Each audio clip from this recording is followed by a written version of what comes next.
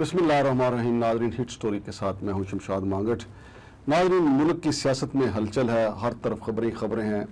मियां Nawaz Sharif London से गरजे बरसे हैं। उन्होंने अपने पार्टी के जो अहम लीडर हैं उनकी क्लास ली है, मरियम नवाज को अहम हदायत दी हैं। इसके अलावा हमजा शहबाज का इक़्तिदार जाता देख के भी उन्होंने काफ़ी प्लानिंग की है, हिकमत अमली जो है वो मरियम नवाज को बताई है, और जरदारी के हवाले से भी उन्होंने अपनी पार्टी क़यादत को अहम जो हदायत हैं वो भी दी हैं। लेकिन सबसे अहम खबर जो है वो ये है कि पाक फौज जो है वो तमाम सियासतदानों को मौजूदा हालात के तनाज़र में इकट्ठा बैठाना चाहती है। लेकिन इसमें जनाब इमरान खान का किरदार क्या होगा ये मैं आपको आखिर में बताता हूँ कि इमरान खान साहब क्या सोच रहे हैं। लेकिन सबसे पहले ये कि मियां नवाज शरीफ ने लंदन से रब्ता किया जो मौजूदा सियासी सूरत हाल है, चूँकि उनको भी पता है कि जिस तरीके से हमजा शहबाज शरीफ को 179 वोटों के साथ वज़ीर आला पंजाब बनाया गया और फिर सुप्रीम कोर्ट ने उनको दोबारा जो है हलफ लेने के बावजूद दोबारा जो है वो ट्रस्टी वज़ीर आला बना दिया है, और उनको ये भी हुक्म दिया है सुप्रीम कोर्ट ने कि वो कोई बड़ा फैसला नहीं कर सकेंगे, ना ही अहम तकर्रियाँ और पोस्टिंग कर सकेंगे। तो नाज़रीन, इस सूरत हाल के बाद मियां नवाज शरीफ ने मियां शहबाज शरीफ से भी रब्ता किया, मोहतरमा मरियम नवाज से भी रब्ता किया। कहा जाता है कि उन्होंने मरियम नवाज से कहा है कि आपको आगे बढ़कर पार्टी की क़यादत करनी चाहिए, क्योंकि हमारा बयानिया जो था वो एंटी एस्टेब्लिशमेंट था, जारहाना रवैया था, और जब हमें इक़्तिदार बदर किया गया था उस वक्त भी हम इतना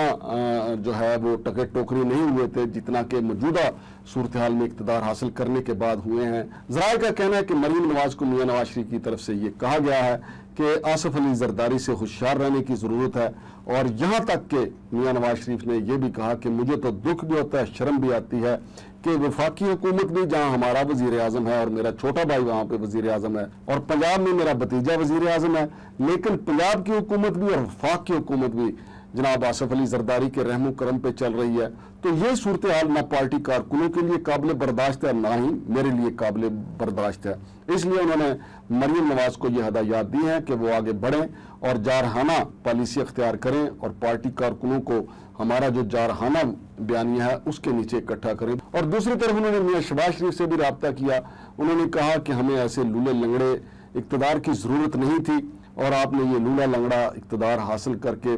पूरी पार्टी के लिए मुश्किल सूरत हाल पैदा कर दी है, और अगर हमें चलने नहीं देना था तो फिर हमें ये इक़्तिदार लेने की ज़रूरत क्या थी। क्या हमने पिछले 3 माह में कुछ डिलीवर किया है? हमने सवाए इसके कि अपने वोटर ख़राब किए हैं, और इमरान खान का जो जितना भी गन था वो सारे का सारा हम पे डाल दिया गया है। इसलिए मियां नवाज शरीफ ने शहबाज शरीफ से भी कहा है कि मैंने पहले ही आपको कहा था कि वज़ारत उज़्मा चलाना आपके बस की बात नहीं है। उन्होंने दीगर पार्टी रहनुमाओं से भी कहा है कि मुस्लिम लीग नून को मुनज़्ज़म तरीके से चलाने के लिए सर जोड़ के बैठा जाए, और ये देखा जाए कि जल्द अज जल्द इलेक्शन हो, ताकि हम अवाम के पास जाएं और आइंदा की मुस्तकिल और मौसर पॉलिसी अख्तियार कर सकें। तो नाज़रीन, ये जनाब नवाज शरीफ का बयानिया है, और किसी हद तक बल्कि दुरुस्त हद तक उनका दुरुस्त बयानिया है, क्योंकि आसिफ अली जरदारी साहब जो हैं उन्होंने पंजाब में जिस तरीके से नवाज शरीफ का वोट बैंक जो है काफ़ी ख़त्म किया, इसी तरीके से उन्होंने मुस्लिम लीग काफ को भी 2 लख्त किया है, और अब कहा यह जा रहा है कि मुस्लिम लीग नून को भी 2 लख्त करने में आसिफ अली जरदारी जो हैं वो बहुत अहम होंगे। तो नाज़रीन, उसके बाद जो दूसरी बड़ी खबर है कि पाक फौज की तरफ से ये खबरें आ रही हैं कि वो मौजूदा मुआशी हालात में तमाम सियासी जमातों को एक मेज़ पे बिठाना चाहते हैं। लेकिन मसला सबसे बड़ा ये है कि क्या इमरान खान जो हैं वो इस तनाज़र में बैठना चाहेंगे। अगरचे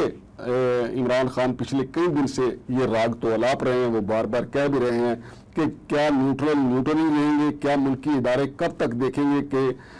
मुल्क की मईशत का भट्ठा बैठ रहा है। लेकिन अब देखना यह है कि जब पाक फौज चाहती है कि तमाम सियासी जमातें मिल बैठे, तो क्या इमरान खान जिनके इख्तलाफात army chief general Qamar Javed Bajwa से बहुत ज़्यादा हैं, और आपके सामने जिस किस्म के हालात के ऊपर वो दोनों फरीक जो हैं वो पहुँचे हुए, क्या आर्मी चीफ के किसी इस्लाहती एजेंडे को इमरान खान कबूल कर पाएंगे। कहा यह जा रहा है कि चौधरी परवेज लाई इसमें अहम किरदार अदा कर सकते हैं जो इमरान खान के इत्तेहादी हैं, लेकिन इमरान खान को भी अब उन पर कुछ तहफ़्फ़ुज़ात पैदा हुए हैं जो चौधरी शुजात हुसैन ने किरदार अदा किया है। अब मेरा ख्याल है कि बाकी की ज़िंदगी में जितनी भी है इमरान खान कभी चौधरी शुजात हुसैन पर तो इतबार नहीं करेंगे, अलबत्ता मोनस लाई और परवेज लाई का किरदार अभी बाकी है, चूँकि मोनस लाई ख़ास तौर पे उन्होंने इमरान खान के बयानिए को बड़ा ज़ोरदार तरीके से आगे बढ़ाया, और सुप्रीम कोर्ट जो है پیر یا منگل کو یہ فیصلہ دے سکتی ہے کہ سپیکر کی رولنگ جو ہے وہ غیر آئینی تھی، اور اگر یہ فیصلہ آ جاتا ہے تو پرویز لائی وزیر اعلیٰ پنجاب ہو جائیں گے، اور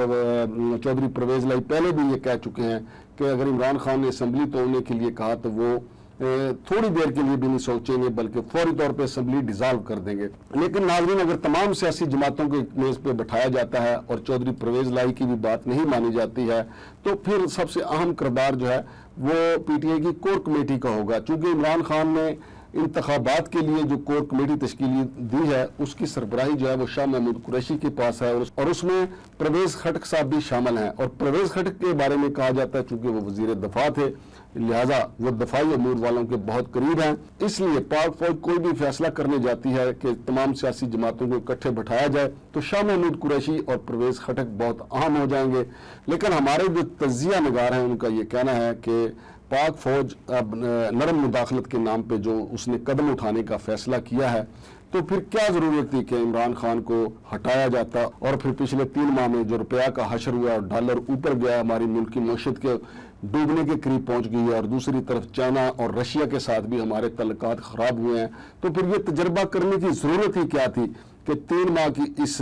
چھینا جپٹی کے بعد پھر سے سیاسی جماعتوں کو بٹھایا جائے اور ایک بار پھر یہ ثابت کیا جائے کہ طاقت کا جو مرکز ہے وہ اسٹیبلشمنٹ ہی ہے۔ تو طاقت کا مرکز اگر اسٹیبلشمنٹ ہے تو پھر اسٹیبلشمنٹ کو یہ بھی ثابت کرنا ہوگا کہ وہ درست فیصلے کرتی ہے، لیکن یہ بات تو اب وقت نے ثابت کر دی کہ 3 ماہ پہلے اسٹیبلشمنٹ نے جو عمران خان کو اقتدار بدر کرنے کا فیصلہ کیا تھا وہ درست نہیں تھا، بلکہ عمران خان کو اپنی مدت پوری کرنی چاہیے تھی اور IMF کے ساتھ جو معاہدے تھے وہ پورے کرنے چاہیے تھے، لیکن اس میں اسٹیبلشمنٹ کے ساتھ ساتھ میاں شہباز شریف کا لالچ، حمزہ شہباز شریف کا لالچ اور جناب آصف علی زرداری کی پالیسی شامل تھی، چونکہ آصف علی زرداری چاہتے تھے کہ پنجاب میں مسلم لیگ کو جتنی گالیاں پڑ سکتی ہیں وہ پڑ جائیں اور مسلم لیگ کاف بھی اس کے ساتھ شامل ہو جائے۔ آصف علی زرداری جو ہیں وہ اس ساری سیاسی گیم میں کامیاب رہے ہیں، چونکہ مسلم لیگ نون جو جی ٹی روڈ کی پارٹی تھی، چونکہ جنوبی پنجاب میں انہیں کم ہی ووٹ ملتا تھا، وہاں سے پیپلز پارٹی بھی ایک آدھ